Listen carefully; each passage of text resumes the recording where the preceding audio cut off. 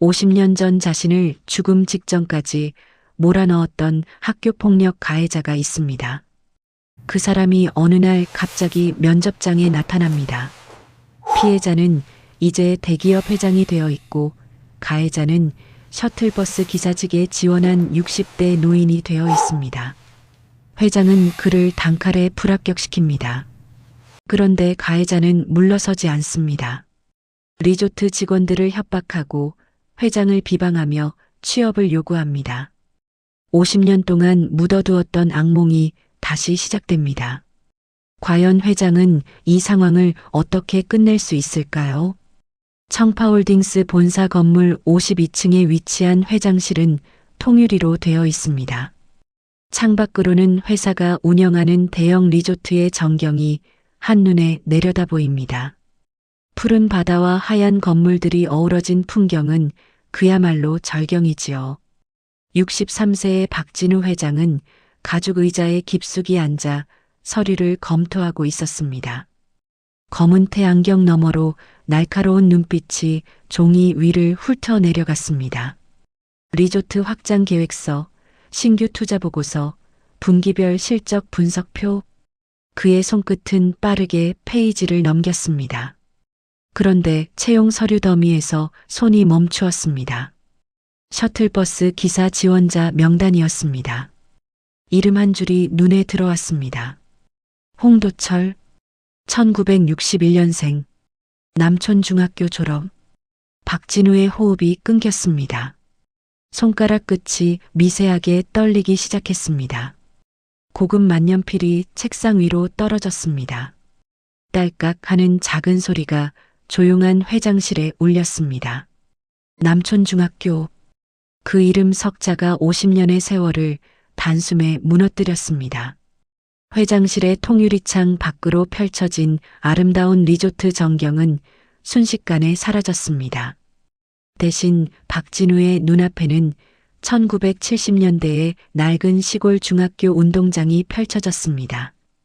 흙먼지 날리는 운동장, 녹슨 철봉, 금이 간 시멘트 건물, 그리고 그 건물 뒤편에 있던 폐창고.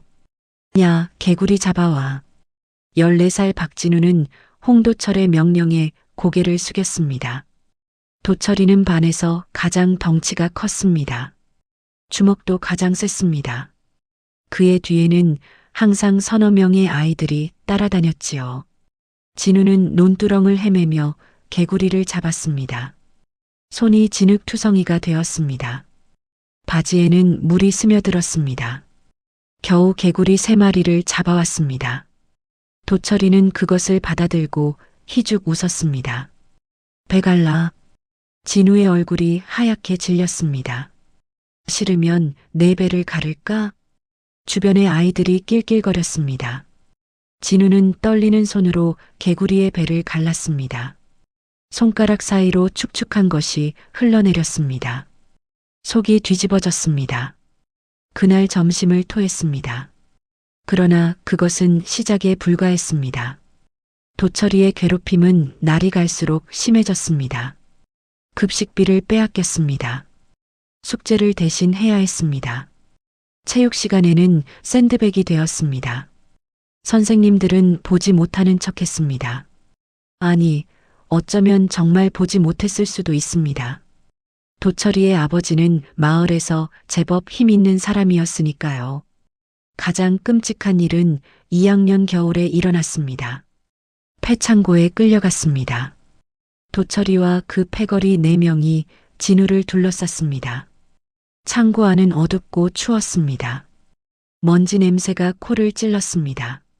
너 요즘 나 피하지?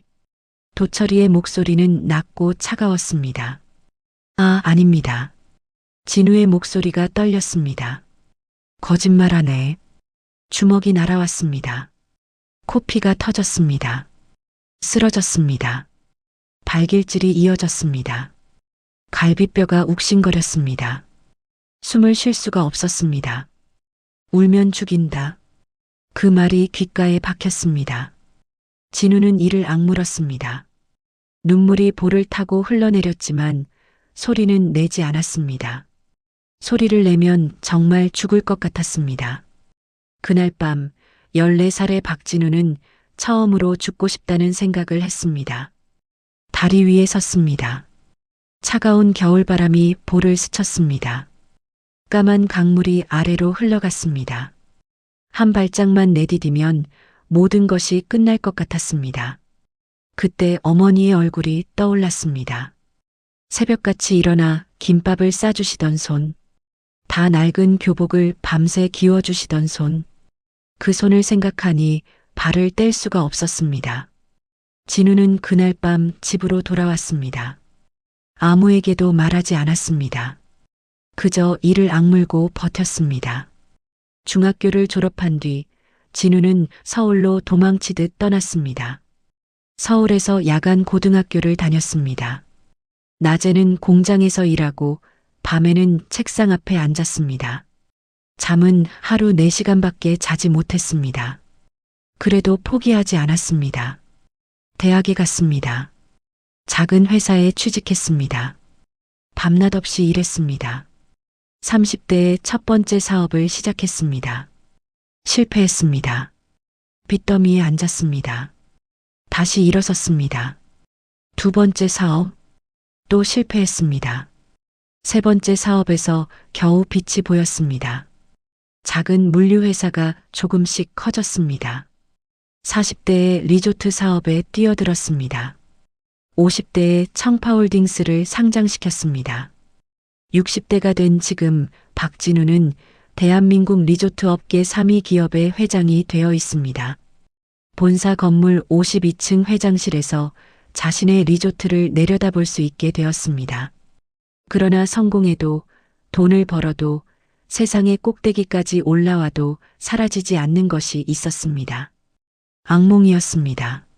새벽마다 찾아오는 꿈속에서 진우는 여전히 14살이었습니다. 폐창고에 갇혀 있었습니다. 도처리의 발길질을 막고 있었습니다. 울면 죽인다는 목소리가 귓가에 울렸습니다. 그때마다 땀에 젖어 깨어났습니다. 가슴이 미친 듯이 뛰었습니다. 50년이 지났는데도 그 공포는 여전히 문 뒤에 숨어 있었던 것입니다. 회장실의 서류 위에 적힌 그 이름, 홍도철, 1961년생, 남촌중학교 졸업. 손이 떨렸습니다. 진우는 서류를 내려놓았습니다. 의자에 깊이 기대어 눈을 감았습니다. 관자놀이가 욱신거렸습니다. 심장이 빠르게 뛰었습니다. 50년 전의 공포가 온몸을 타고 흘렀습니다. 같은 사람일까요? 설마 같은 사람이겠어요. 그러나 마음 한구석에서는 알고 있었습니다.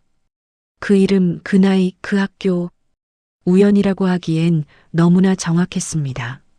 그날 밤 박진우는 한숨도 자지 못했습니다. 침대에 누워 천장을 바라보았습니다. 옆에서 아내 서연이 조용히 잠들어 있었습니다. 창밖으로 달빛이 스며들었습니다. 그러나 진우의 머릿속에는 어둠뿐이었습니다. 내일 면접이 있습니다. 홍도철이라는 남자가 회장실 앞에 앉아 있을 것입니다. 50년 만에 재회가 될지도 모릅니다. 박진우는 주먹을 꽉 쥐었습니다. 손톱이 손바닥에 박혔습니다. 이제는 내가 당하지 않을 것입니다. 이제는 내가 힘이 있습니다. 그러나 그 생각조차 14살의 공포를 완전히 지우지는 못했습니다. 문을 열면 과거가 다시 따라올 것입니다. 다음 날 오전 10시 면접실 문이 열렸습니다. 작업복 차림의 60대 남자가 들어왔습니다. 흰머리가 듬성듬성 섞인 머리카락, 깊이 패인 주름, 거친 손, 세월의 무게가 온몸에 내려앉아 있었습니다. 그러나 박진우는 단번에 알아보았습니다. 입꼬리였습니다. 한쪽이 살짝 올라가는 그 특유의 미소, 50년 전 어린 진우를 폐창고로 끌고 가던 그 표정이었습니다. 울면 죽인다고 말하던 그 입술이었습니다. 면접 보러 왔습니다. 남자가 고개를 숙였습니다. 홍도철입니다. 심장이 멈추는 것 같았습니다. 진우는 서류를 내려다보았습니다. 글자가 흔들렸습니다. 손가락 끝이 차가워졌습니다. 그러나 표정은 바꾸지 않았습니다. 50년간 사업을 하며 익힌 포커페이스였습니다. 남촌중 출신이지? 진우의 목소리는 낮고 단단했습니다. 홍도철의 얼굴이 굳었습니다. 눈이 가늘어졌습니다. 뭔가를 떠올리려는 듯 미간에 주름이 잡혔습니다. 예, 맞습니다. 나는 박진우다. 침묵이 내려앉았습니다. 면접실의 공기가 얼어붙었습니다. 형광등 불빛만 희미하게 윙윙거렸습니다. 홍도철의 눈동자가 흔들렸습니다. 입술이 벌어졌다 다물어졌습니다. 기억을 더듬는 표정이었습니다. 그리고 마침내 그의 얼굴에 인식의 빛이 스쳤습니다. 아, 홍도철의 목소리가 갈라졌습니다. 몰라봤습니다. 그는 어색하게 웃었습니다. 미안합니다, 회장님. 미안합니다. 그 한마디가 진우의 가슴을 후벼 팠습니다. 50년 동안 기다린 사과가 고작 이것이었습니다. 면접 자리에서 내뱉은 가벼운 한마디. 마치 길에서 어깨를 부딪힌 뒤 건네는 인사처럼 무심한 사과였습니다. 진우는 서류를 덮었습니다. 나는 널 채용할 수 없다. 목소리에 감정은 없었습니다. 오히려 지나치게 차분했습니다.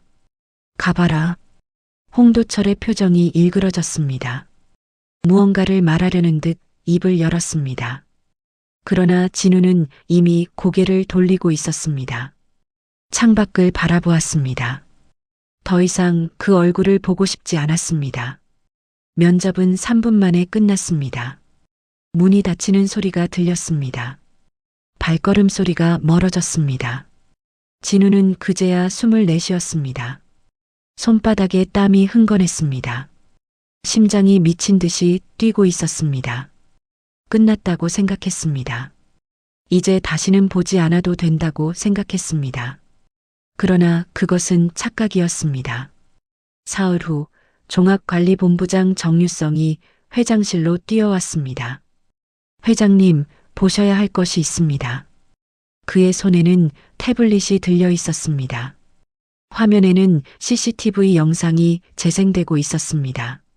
리조트 후문 앞이었습니다.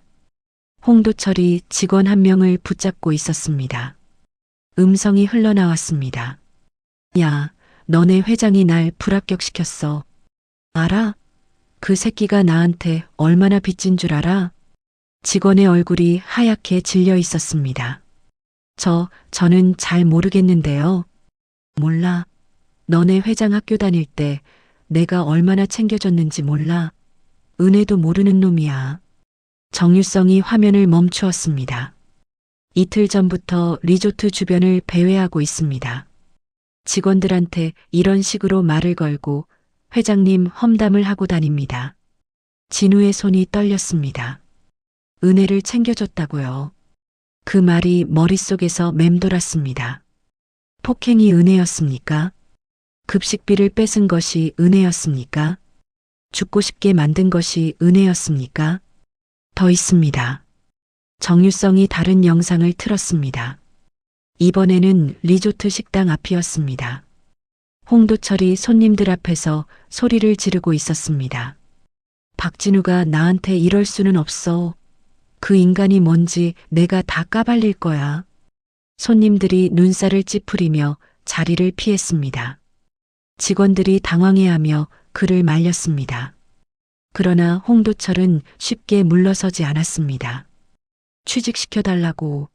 그것도 못해줘? 내가 뭘 잘못했는데. 화면이 꺼졌습니다. 정유성이 조심스럽게 말했습니다.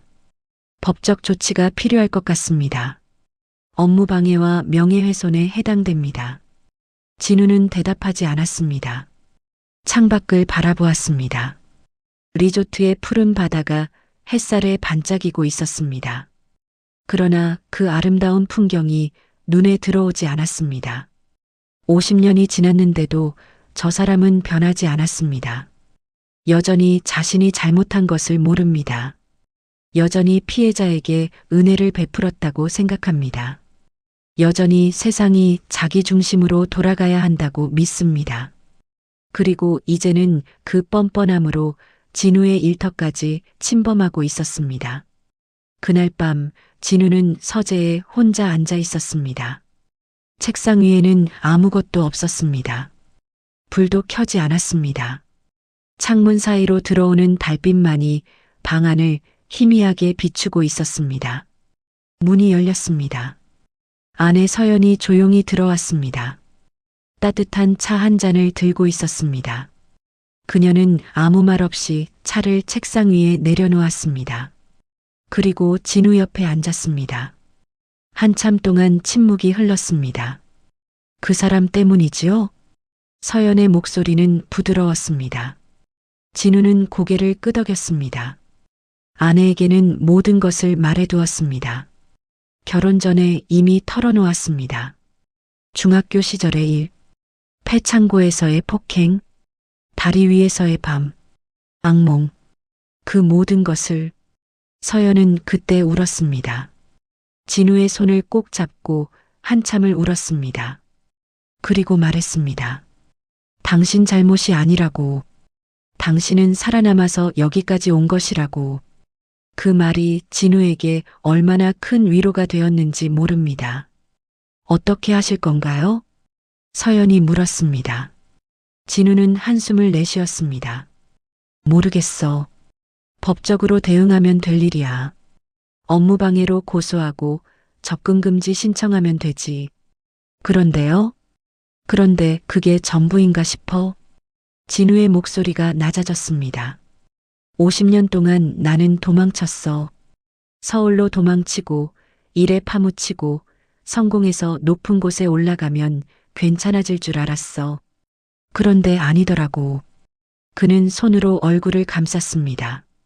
새벽마다 악몽을 꿔. 아직도 그놈 발에 차이는 꿈을 꿔. 회장이 됐는데 63살이 됐는데 꿈속에서 나는 아직도 14살이야. 서연이 그의 손을 잡았습니다. 따뜻한 온기가 전해졌습니다. 여보. 그녀의 목소리는 단단했습니다. 이번엔 숨지 말아요. 진우가 고개를 들었습니다. 끝내요. 50년 전에 못했던 것을 이번에 끝내요. 당신은 이제 힘이 있잖아요. 그 힘으로 제대로 끝내요. 진우는 아내의 눈을 바라보았습니다. 그 눈에는 흔들림이 없었습니다. 믿음이 있었습니다. 당신이라면 할 수 있다는 확신이 있었습니다. 제대로 끝내라. 그 말이 가슴에 박혔습니다. 다음 날 진우는 오랜 친구를 찾아갔습니다. 법무법인 한결의 대표 변호사 최간식이었습니다. 중학교 때부터 알고 지낸 사이였습니다. 남촌 중학교 동창이었습니다. 진우가 당하던 일을 유일하게 알고 있던 친구였습니다. 관식의 사무실은 소박했습니다. 화려한 장식 없이 책과 서류만 가득했습니다. 창밖으로 도심의 풍경이 내려다 보였습니다. 오랜만이야. 관식이 커피를 건넸습니다. 무슨 일이야? 전화로는 급하다고만 하더니. 진우는 잠시 망설였습니다. 그리고 입을 열었습니다. 홍도철이 나타났어. 관식의 표정이 굳었습니다. 그놈이 셔틀버스 기사로 지원했어. 면접장에서 만났어. 세상에. 관식은 안경을 벗고 눈을 비볐습니다. 한숨이 새어나왔습니다. 그래서 어떻게 했어? 불합격시켰지. 그런데 그놈이 리조트 주변을 배회하면서 직원들 협박하고 내 욕을 하고 다녀. 진우는 태블릿을 꺼내 영상을 보여주었습니다. 관식은 영상을 끝까지 지켜보았습니다. 그의 얼굴이 점점 어두워졌습니다. 법적 대응은 어렵지 않아. 업무방해, 명예훼손으로 고소할 수 있어. 관식이 말했습니다. 그런데 내가 원하는 게 그것만은 아닌 것 같은데. 진우는 고개를 저었습니다. 50년 전 일을 끝내고 싶어. 50년 전 일? 관식의 눈이 가늘어졌습니다. 그때 일 말이야. 폐창고에서 있었던 일, 내가 다리 위에 섰던 일, 그 모든 것. 진우의 목소리가 떨렸습니다. 난 그놈한테 제대로 된 사과를 받고 싶어.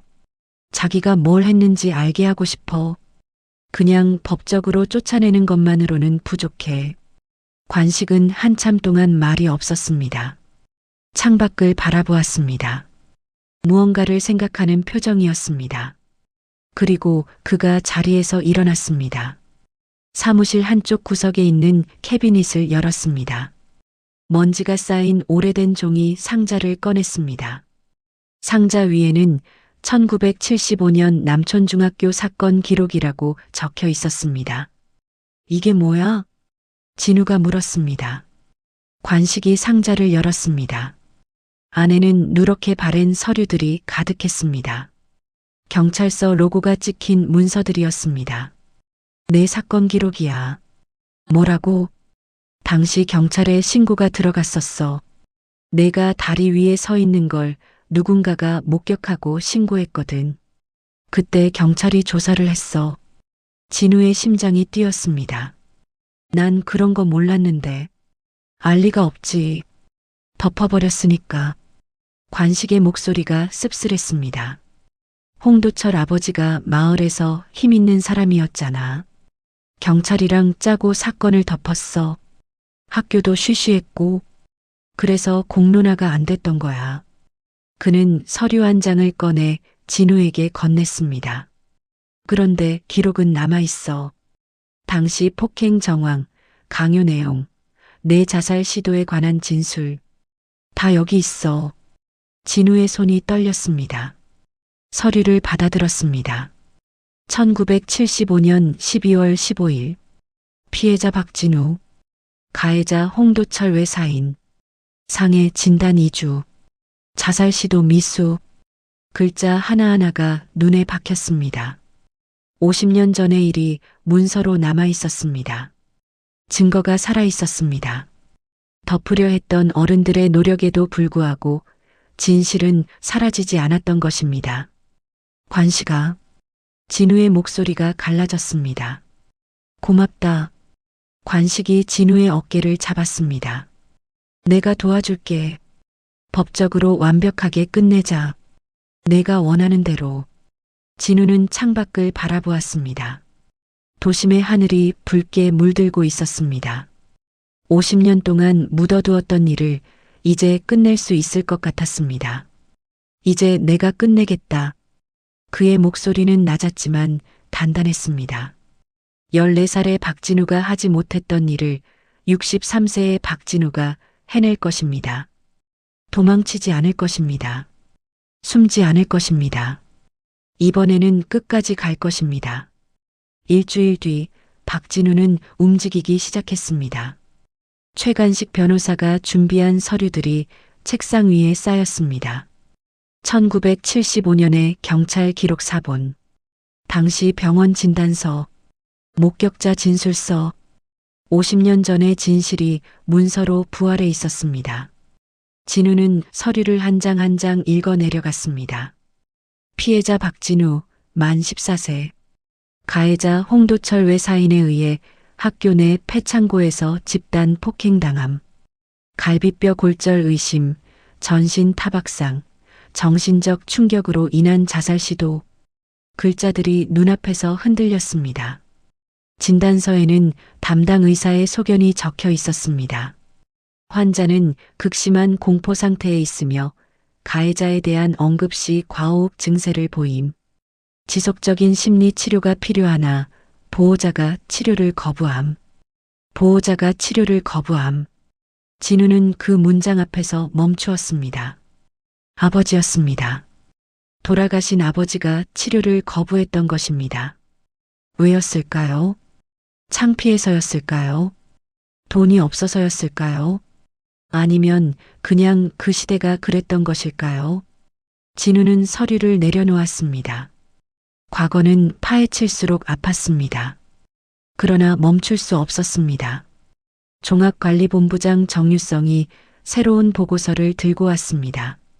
회장님, 홍도철의 신원을 조사했습니다. 진우가 고개를 들었습니다. 말해봐. 정유성이 태블릿을 열었습니다. 화면에 홍도철의 이력이 나타났습니다. 1961년 충청남도 남촌면 출생, 남촌중학교, 남촌고등학교 졸업, 1982년 아버지 사업체 승계, 1990년대 초반까지 지역에서 건설업 운영. 그 다음은 정유성의 표정이 어두워졌습니다. 1997년 IMF 때 부도 났습니다. 사업체 정리하고 서울로 올라왔습니다. 이후 여러 직장을 전전했습니다. 택시기사, 대리운전, 경비원. 최근 5년간은 일용직으로 근근히 살았습니다. 진우는 아무 말 없이 들었습니다. 가족관계는요? 1985년 결혼. 아들 하나. 그런데 정유성이 말을 멈추었습니다. 뭔데? 2015년에 이혼했습니다. 아들이 연락을 끊었다고 합니다. 현재 홀로 살고 있습니다. 주소지는 서울 외곽의 쪽방촌입니다. 쪽방촌. 그 단어가 묘하게 가슴에 걸렸습니다. 진우는 창밖을 바라보았습니다. 자신이 세운 리조트가 햇살 아래 빛나고 있었습니다. 수영장에서 사람들이 웃고 있었습니다. 레스토랑 테라스에서 가족들이 식사를 하고 있었습니다. 50년 전 그는 가해자였고 진우는 피해자였습니다. 지금은 어떻습니까?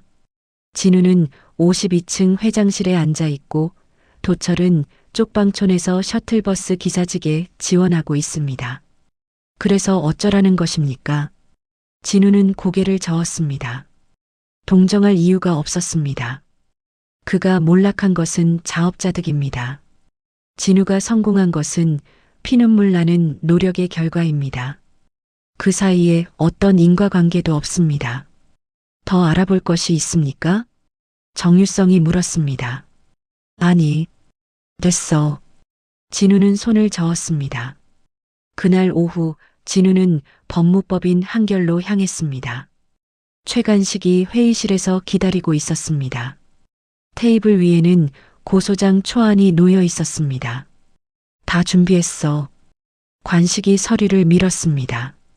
업무방해죄와 명예훼손죄로 고소할 수 있어. CCTV 영상이 증거로 충분해. 리조트 접근금지 가처분 신청도 함께 넣을 거야. 진우는 서류를 훑어보았습니다. 그리고 내가 원했던 것. 관식이 다른 서류를 꺼냈습니다.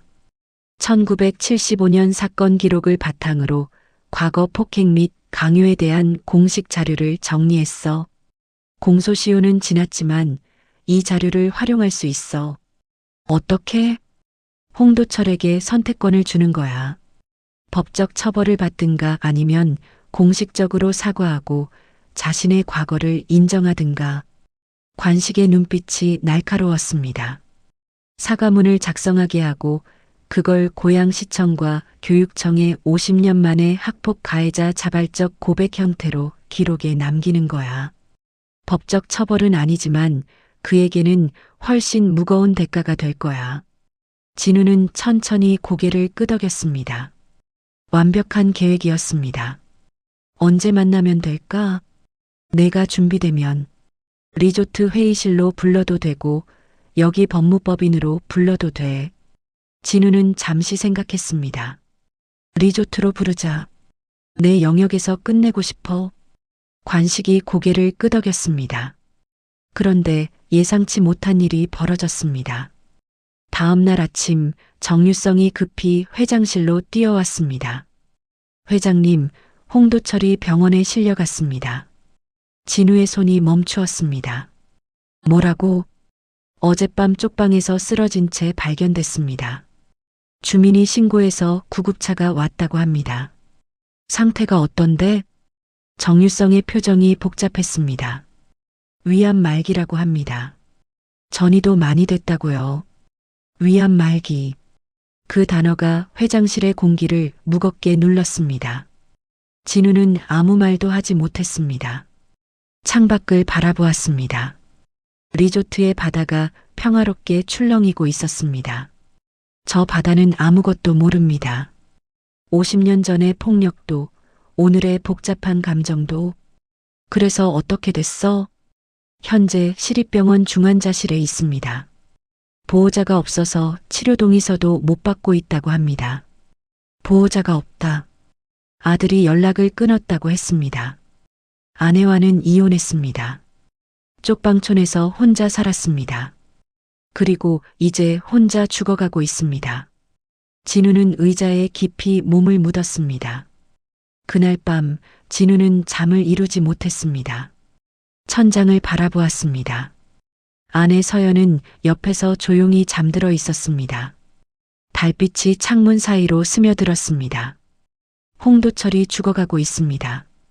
50년 동안 기다려온 복수의 기회가 손끝에 있었습니다. 완벽한 계획이 준비되어 있었습니다. 법적으로도 도덕적으로도 빈틈없는 응징이었습니다. 그런데 상대가 죽어가고 있습니다. 말기 암 환자에게 무릎을 꿇리는 것이 복수입니까? 혼자 죽어가는 노인을 법정으로 끌고 가는 것이 정의입니까? 진우는 몸을 뒤척였습니다. 그러면 그냥 넘어가야 합니까? 50년의 고통을 그냥 삼켜야 합니까? 악몽을 꾸며 살아온 세월을 없었던 일로 해야 합니까? 가슴이 답답했습니다. 진우는 조용히 일어나 서재로 갔습니다. 책상 위에 1975년의 서류들이 놓여 있었습니다. 진단서, 진술서, 경찰 기록, 14살 박진우의 고통이 글자로 남아 있었습니다. 그는 서류를 집어들었습니다. 피해자는 가해자에 의해 반복적인 폭행을 당했으며 이로 인해 극심한 정신적 충격을 받은 것으로 보임. 글자를 읽다가 손이 멈추었습니다. 그때 이상한 것을 발견했습니다. 진술서 뒷장에 손으로 쓴 메모가 붙어 있었습니다. 누렇게 바랜 종이에 흐릿한 글씨가 적혀 있었습니다. 홍도철 붙인 면담 기록 비공식. 진우의 눈이 가늘어졌습니다. 메모를 자세히 읽었습니다. 홍도철 부친이 경찰서 방문. 아들의 폭행 사실 인정. 단 공식 기록에서 삭제 요청. 대가로 피해자 가정에 위로금 전달 제한. 금액 미상. 심장이 멈추는 것 같았습니다. 위로금. 그런 것이 있었습니까? 진우는 기억을 더듬었습니다. 중학교 시절 어느 날 갑자기 아버지의 태도가 변했습니다. 학교 얘기를 하지 말라고 했습니다. 그냥 참고 졸업하라고 했습니다. 이상하다고 생각했지만 어린 진우는 이유를 몰랐습니다.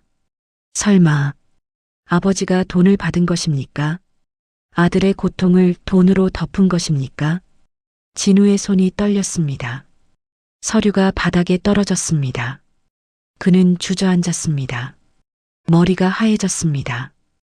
홍도철만 가해자가 아니었습니다. 그의 아버지도 공범이었습니다. 그리고 어쩌면 진우의 아버지도. 새벽녘 진우는 아직 서재에 앉아 있었습니다. 창밖이 희미하게 밝아오고 있었습니다. 새소리가 들려왔습니다. 복수의 대상이 흔들리고 있었습니다.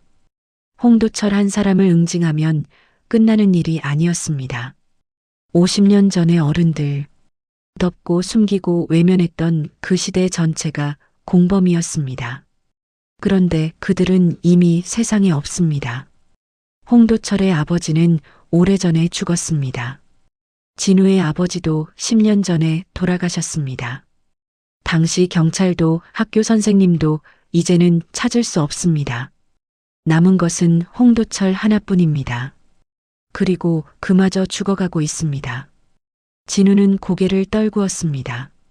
이대로 끝나는 것입니까?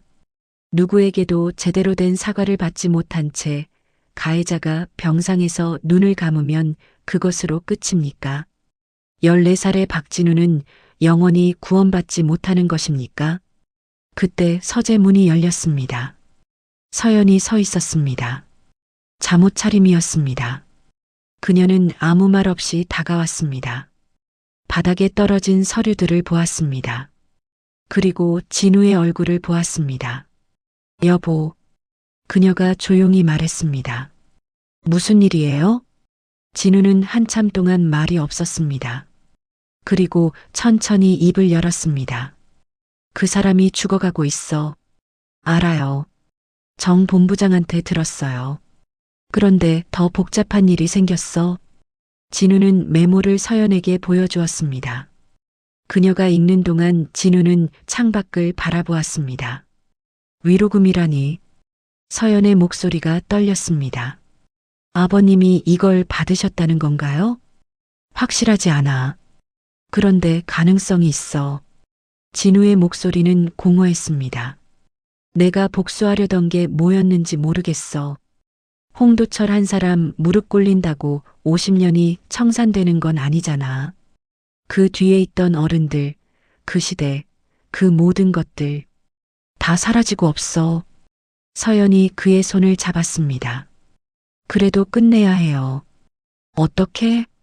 그건 당신이 정해야 해요. 당신이 14살의 자신에게 해줄 수 있는 게 뭔지 당신만 알 수 있어요. 진우는 아내의 손을 꽉 쥐었습니다. 날이 밝아오고 있었습니다. 그는 아직 답을 찾지 못했습니다. 그러나 한 가지는 분명해졌습니다. 피할 수 없다는 것. 이 일을 끝내지 않으면 진우는 평생 14살에 갇혀 있을 것입니다. 홍도철이 살든 죽든 진우는 자신만의 방식으로 그날을 마주해야 합니다. 시립병원. 그곳으로 가야 했습니다. 시립병원 중환자실 복도는 소독약 냄새로 가득했습니다. 박진우는 복도 끝에 서 있었습니다. 흰 벽, 형광등 불빛, 간호사들이 바쁘게 오가는 발소리, 모든 것이 낯설고 차가웠습니다. 유리창 너머로 병실이 보였습니다.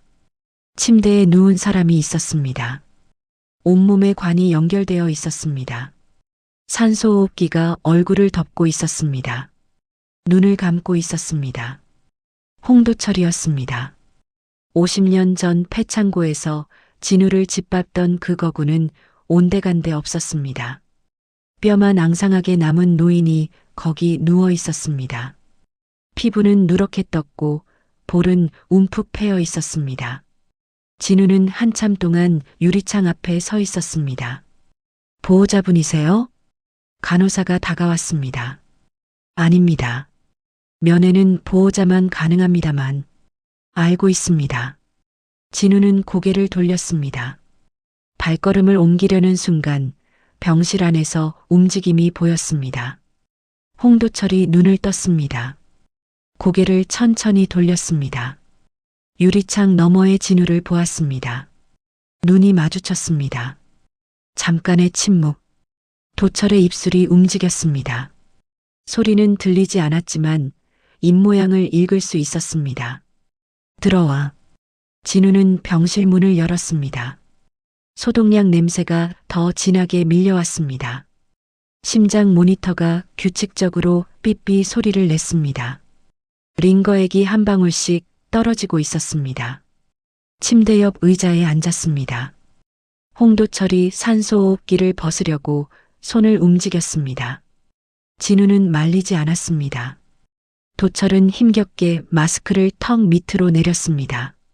왔구나. 목소리가 갈라져 있었습니다. 거친 숨소리가 섞여 나왔습니다. 너 소식 들었어. 진우는 대답하지 않았습니다. 암이라더군. 말기야. 의사가 석 달 준다더라. 도철이 씁쓸하게 웃었습니다. 웃음인지 기침인지 모를 소리가 새어나왔습니다. 웃기지? 온 세상에 돈 빌려달라고 다니다가 마지막에 병원비 낼 돈도 없어. 진우는 여전히 말이 없었습니다. 도철의 눈이 천장을 향했습니다. 너 그때 왜 날 불합격시켰는지 알아? 알면 됐잖아. 그래. 알아. 도철의 목소리가 낮아졌습니다. 근데 있잖아, 진우야. 그가 고개를 돌려 진우를 바라보았습니다. 나는 진짜 몰랐어. 내가 그렇게 힘들었는지. 진우의 손이 주먹을 쥐었습니다. 몰랐다고? 그땐 그냥 장난인 줄 알았어. 애들이 다 그러는 거잖아. 센 놈이 약한 놈 건드리고 나도 당해봤거든. 형들한테. 진우의 목소리가 날카로워졌습니다. 장난? 내가 나한테 한 게 장난이었어? 개구리 배 가르라고 했지. 급식비 뺏었지. 폐창고에서 4명이서 발로 찼지. 내가 갈비뼈 금 갔어. 그게 장난이야? 도철의 눈이 흔들렸습니다. 나는 그날 밤에 다리 위에 섰어. 진우의 목소리가 떨렸습니다. 죽으려고 섰어. 14살에. 내 때문에. 병실에 침묵이 내려앉았습니다. 심장 모니터 소리만 규칙적으로 울렸습니다. 비, 비, 비. 도철의 얼굴이 일그러졌습니다. 그건 몰랐어. 몰랐겠지. 내 아버지가 덮었으니까. 진우가 주머니에서 종이를 꺼냈습니다. 1975년의 메모였습니다. 이거 봐. 내 아버지가 경찰서 가서 사건 덮었어.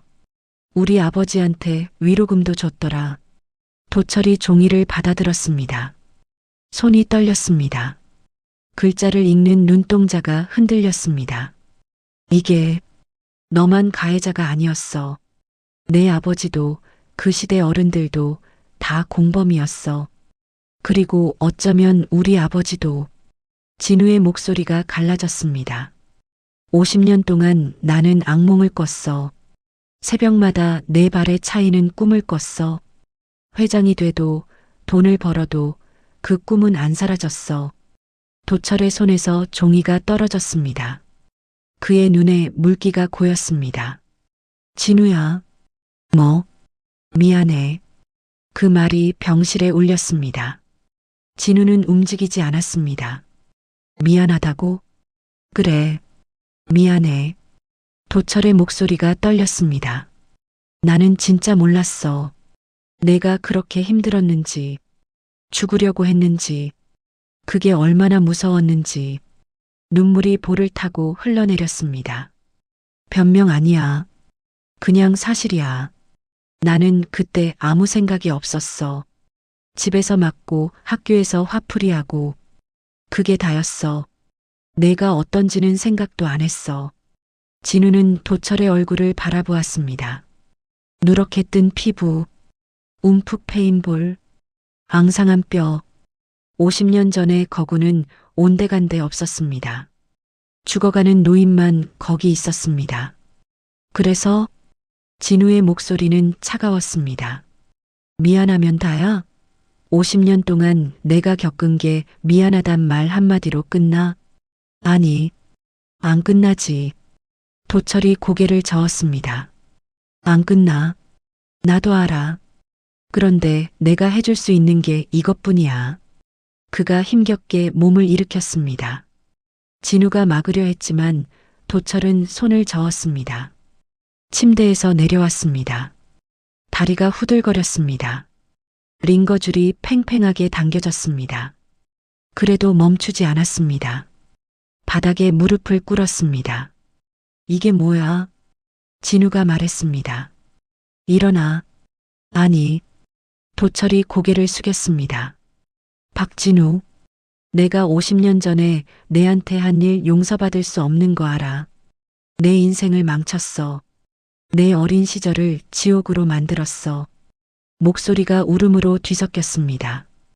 근데 나는 이제 몇 달밖에 못 살아. 죽기 전에 이것만은 하고 싶었어. 그가 고개를 들었습니다. 눈물 범벅이 된 얼굴이 진우를 올려다보았습니다. 미안해. 진심으로 미안해. 14살 박진우한테 미안해.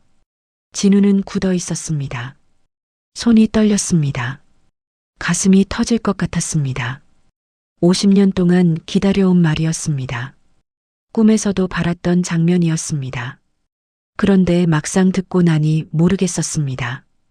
이걸로 끝나는 건지, 이걸로 풀리는 건지, 14살의 자신이 구원받는 건지. 일어나. 진우가 말했습니다. 일어나라고. 그가 도철의 팔을 잡아 일으켰습니다. 뼈만 남은 팔이 손에 잡혔습니다. 가벼웠습니다. 50년 전 자신을 짓밟던 그 힘은 어디에도 없었습니다. 침대에 눕혔습니다. 이불을 덮어주었습니다. 왜? 도철이 물었습니다. 진우는 대답하지 않았습니다. 창밖을 바라보았습니다. 병원 밖으로 도시의 풍경이 보였습니다. 차들이 지나가고 있었습니다. 사람들이 걷고 있었습니다. 세상은 아무 일 없다는 듯이 돌아가고 있었습니다. 나는 너를 용서할 수 없어. 진우가 말했습니다. 50년이 너무 길었어. 그 시간 동안 겪은 게 너무 많았어. 미안하다는 말 한마디로 지워지지 않아. 도철이 눈을 감았습니다. 알아. 그런데 진우의 목소리가 조금 부드러워졌습니다. 내가 무릎 꿇는 거 보니까 뭔가 풀리는 것 같기도 해. 도철이 눈을 떴습니다. 용서는 못해. 그런데 이제 내 얼굴 보면서 악몽 꾸진 않을 것 같아. 진우가 의자에서 일어났습니다. 사과문 써. 뭐? 내가 한 일 다 적어. 언제, 어디서, 누구한테 뭘 했는지. 그리고 마지막에 사과해. 도철의 눈이 커졌습니다. 그거 어디에 쓰려고? 고양시청이랑 교육청에 보낼 거야. 50년 만에 학폭 가해자 자발적 고백으로 기록에 남길 거야. 도철의 얼굴이 창백해졌습니다. 그러면 너는 죽어도 가해자로 남아. 내 이름이 기록에 남아. 진우의 목소리는 단호했습니다. 그게 내가 치러야 할 대가야. 미안하다는 말만으로는 부족해. 내가 한 일이 역사로 남아야 해. 병실의 침묵이 흘렀습니다. 도철은 한참 동안 천장을 바라보았습니다. 그리고 천천히 고개를 끄덕였습니다. 알았어. 뭐? 쓸게. 사과문. 그의 목소리는 지쳤지만 단단했습니다. 어차피 나는 몇 달 안에 죽어. 죽기 전에 그것마저 못하면 나는 진짜 쓰레기로 죽는 거야. 진우는 도철을 바라보았습니다. 후회 안 해? 후회? 도철이 씁쓸하게 웃었습니다. 나는 이미 다 잃었어. 사업 망하고 마누라 떠나고 자식한테 버림받았어. 이제 남은 건 이 몸뚱이 하나인데 그것마저 썩어가고 있어. 그가 진우를 바라보았습니다. 근데 내 얼굴 보니까 알겠더라. 내가 진짜 망친 게 뭔지. 돈도 아니고 사업도 아니야. 사람이야. 내가 사람을 망쳤어. 눈물이 다시 흘러내렸습니다. 그러니까 쓸게. 기록에 남겨. 나 같은 놈이 다시는 안 나오게. 진우는 더 이상 말하지 않았습니다. 문 앞으로 걸어갔습니다. 손잡이를 잡았습니다. 진우야. 도철이 불렀습니다. 뭐? 고마워. 진우가 뒤를 돌아보았습니다. 고맙긴 뭐가. 그래도 와줘서, 얼굴이라도 보여줘서. 도철의 목소리가 떨렸습니다. 죽기 전에 사과할 기회 줘서. 그게 고마워. 진우는 대답하지 않았습니다. 문을 열고 나갔습니다. 복도를 걸었습니다. 형광등 불빛 아래로 긴 그림자가 따라왔습니다. 발걸음 소리가 텅 빈 복도에 울렸습니다. 엘리베이터 앞에 섰습니다. 버튼을 눌렀습니다. 숫자가 올라오는 동안 진우는 창밖을 바라보았습니다. 해가 지고 있었습니다. 하늘이 붉게 물들어 있었습니다. 50년 전 그 겨울밤 다리 위에서 보았던 하늘도 이랬을까요? 그때는 너무 어두워서 아무것도 보이지 않았습니다. 이제는 보입니다. 엘리베이터 문이 열렸습니다. 진우는 안으로 들어갔습니다. 1층 버튼을 눌렀습니다. 문이 닫혔습니다. 아직 끝나지 않았습니다. 그러나 무언가 달라졌습니다. 가슴을 짓누르던 것이 조금 가벼워진 것 같았습니다. 아주 조금. 14살의 박진우에게 말해주고 싶었습니다. 이제 괜찮아질 거라고. 천천히, 아주 천천히 괜찮아질 거라고. 한 달이 지났습니다. 홍도철은 사과문을 썼습니다. 떨리는 손으로 한 글자씩 적어 내려갔습니다. 언제, 어디서, 누구에게 무엇을 했는지 50년 전의 기억을 하나하나 꺼내 종이 위에 펼쳤습니다. 사과문은 고양시청과 교육청에 전달되었습니다. 50년 만에 학교폭력 가해자 자발적 고백이라는 이름으로 기록에 남았습니다. 남촌중학교 역사에도 기록되었습니다. 홍도철이라는 이름은 이제 지워지지 않습니다. 그로부터 2달 후 홍도철은 눈을 감았습니다. 장례식장에는 아무도 오지 않았습니다. 아들도 전처도 친구도. 빈소에는 국화 몇 송이만 놓여 있었습니다. 박진우는 장례식장에 가지 않았습니다. 가야 할 이유가 없었습니다. 용서한 것도 아니었고 화해한 것도 아니었습니다. 그저 끝났을 뿐이었습니다. 겨울이 지나고 봄이 왔습니다. 리조트의 정원에 벚꽃이 피었습니다. 분홍빛 꽃잎이 바람에 흩날렸습니다. 손님들이 꽃 아래에서 사진을 찍고 있었습니다. 아이들이 뛰어다니며 웃고 있었습니다. 진우는 정원 벤치에 앉아 그 풍경을 바라보았습니다. 옆에 아내 서연이 앉아 있었습니다. 두 사람은 말없이 꽃잎이 날리는 것을 보았습니다. 따스한 햇살이 어깨 위로 내려앉았습니다. 요즘 악몽 안 꾸시네요. 서연이 조용히 말했습니다. 진우가 고개를 끄덕였습니다. 사실이었습니다. 홍도철이 무릎 꿇던 그날 이후로 악몽이 사라졌습니다. 새벽마다 땀에 젖어 깨어나던 일이 없어졌습니다. 폐창고의 어둠도 발길질 소리도 울면 죽인다는 목소리도 더 이상 찾아오지 않았습니다. 50년 만이었습니다. 진우는 가끔 그 병실에서의 대화를 떠올렸습니다. 홍도철의 무릎 꿇은 모습, 눈물 범벅이 된 얼굴, 떨리는 목소리로 내뱉은 사과. 그 장면들이 머릿속에서 천천히 재생되곤 했습니다. 용서했느냐고 묻는다면 아니라고 대답할 것입니다. 50년의 고통은 사과 한마디로 지워지지 않습니다. 14살에 죽고 싶었던 그 밤은 영원히 사라지지 않습니다. 악몽 속에서 보낸 수천 개의 새벽은 돌아오지 않습니다. 그러나 이상하게도 마음이 편해졌습니다. 미움은 여전히 남아 있었습니다. 그런데 그 미움이 더 이상 진우를 잡아먹지 않았습니다. 과거는 과거의 자리에 머물렀습니다. 현재를 침범하지 않았습니다. 꿈속까지 따라오지 않았습니다. 용서와 해방은 다른 것이었습니다. 진우는 용서하지 않았지만 해방되었습니다. 어느 날 진우는 고향을 찾았습니다. 충청남도 남촌면. 50년 만의 방문이었습니다. 서울로 도망치듯 떠난 이후 한 번도 돌아오지 않았던 곳이었습니다. 마을은 많이 변해 있었습니다. 논밭 사이로 아파트가 들어서 있었습니다. 시골길은 포장도로가 되었습니다. 옛 가게들은 사라지고 편의점이 생겼습니다. 그러나 학교는 그 자리에 있었습니다. 남촌중학교. 낡은 건물은 철거되고 새 건물이 올라가 있었습니다.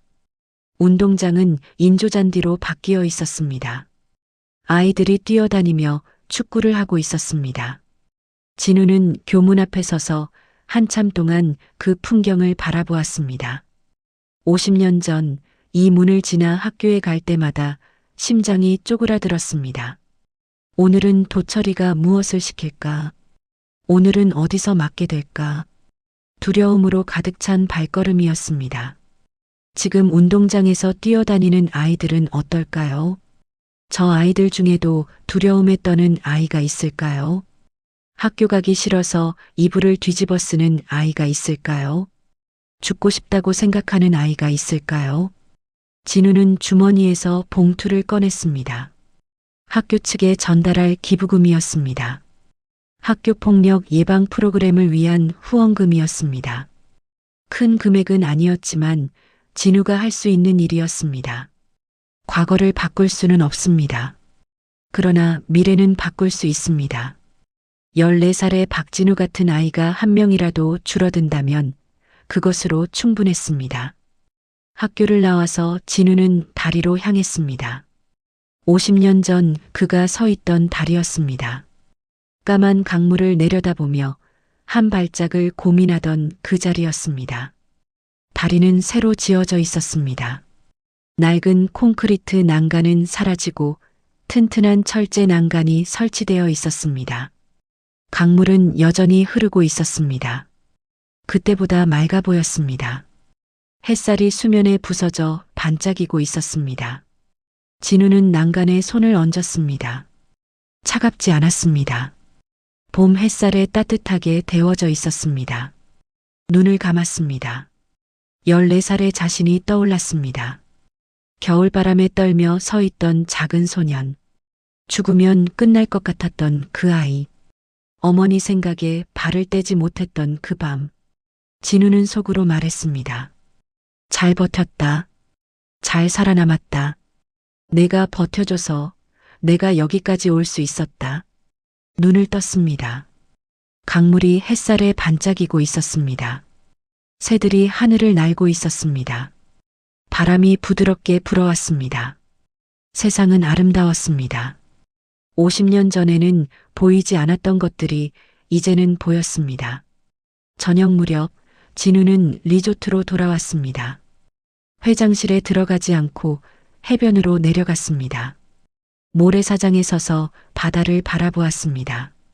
노을이 수평선을 물들이고 있었습니다. 주황색, 분홍색, 보라색이 층층이 겹쳐져 있었습니다. 서연이 다가왔습니다. 두 사람은 나란히 서서 노을을 바라보았습니다. 고향은 어땠어요? 많이 변했더라. 그런데 이상하게 편했어. 진우의 목소리는 차분했습니다. 이제 진짜 끝난 것 같아. 서연이 그의 손을 잡았습니다. 따뜻한 온기가 전해졌습니다. 노을이 천천히 바닷속으로 가라앉았습니다. 어둠이 내려왔습니다. 별이 하나둘 떠올랐습니다. 진우는 깊이 숨을 들이쉬었습니다. 바다 냄새가 폐 속으로 들어왔습니다. 짠내와 함께 봄바람의 향기가 섞여 있었습니다. 이제는 자유였습니다. 50년의 굴레에서 벗어났습니다. 악몽의 감옥에서 나왔습니다. 14살의 자신을 구해냈습니다. 남은 인생이 얼마나 될지 모릅니다. 10년일 수도, 20년일 수도, 그보다 짧을 수도 있습니다. 그러나 그 시간만큼은 자유롭게 살 수 있을 것입니다. 과거의 그림자 없이, 새벽의 악몽 없이. 진우는 바다를 바라보며 미소 지었습니다. 별빛 아래에서 파도 소리가 잔잔하게 들려왔습니다. 과거의 상처는 쉽게 사라지지 않습니다. 용서한다고 해서 아픔이 없어지는 것도 아닙니다. 시간이 지난다고 해서 흉터가 지워지는 것도 아닙니다. 그러나 우리는 선택할 수 있습니다. 과거에 갇혀 살 것인지 아니면 과거를 딛고 앞으로 나아갈 것인지, 미움에 잡아먹힐 것인지 아니면 미움을 품은 채로도 살아갈 것인지. 박진우는 선택했습니다. 50년 만에 마침내 자신을 구하기로 선택했습니다. 오늘 이야기가 여러분의 마음에 작은 울림이 되었기를 바랍니다. 혹시 지금 힘든 시간을 보내고 계신 분이 있다면 부디 포기하지 마세요. 언젠가 반드시 해가 뜹니다. 마음 한뜰 채널을 구독해 주시고 좋아요 눌러주시면 더 좋은 이야기로 찾아뵙겠습니다. 여러분의 응원이 큰 힘이 됩니다. 감사합니다.